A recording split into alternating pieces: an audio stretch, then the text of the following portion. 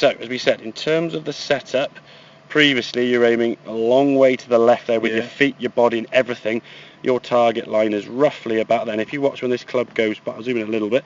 If you watch when your club goes back, how outside now that green line it's going.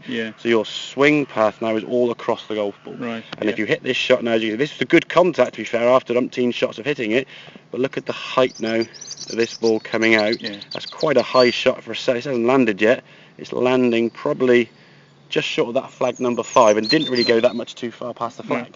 So just a lot of loft created with that 7-iron, which is making the shot harder. If we wanted to play a lofted shot, use a lofted club. You've got a club with a 7-iron, wants a low.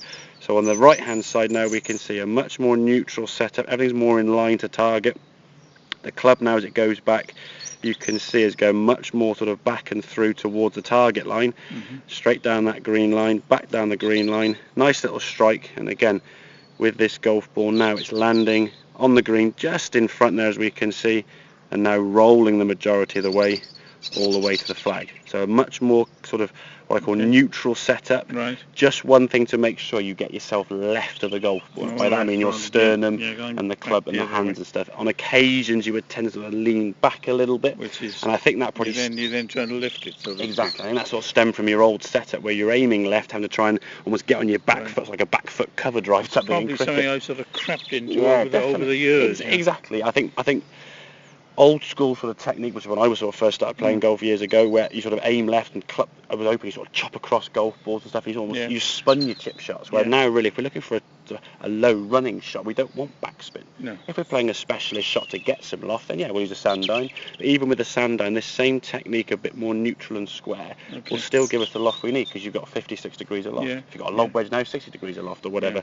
So you can use the shot and use the club depending on what you've got. I think your old technique with this very open, very left stance with a pitching wedge, we've just gone right, you've almost gone under it to be fair, or scolded across the green like a rocket. So your distance control would have been massive. The odd one would go like a rocket.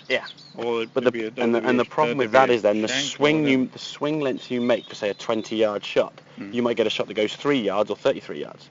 Well then it's such a massive spread between one swing is the same length swing and it's giving you 30-yard difference in length. Well, how do you judge distance? You're then guessing on the next shot. I haven't really known where it's going. Exactly. So you're almost hoping to get over the ball and just hope for the lesser of two evils. Maybe sort of a duff that goes sort of 10 yards in front of you, sort of halfway, would be a reasonable result compared to one scuttling across the green or shooting off the side. I think a much more neutral setup will give you a better chance. We'll try a couple with a wedge, okay? Does that make sense to you, Tony? Yeah. Good stuff.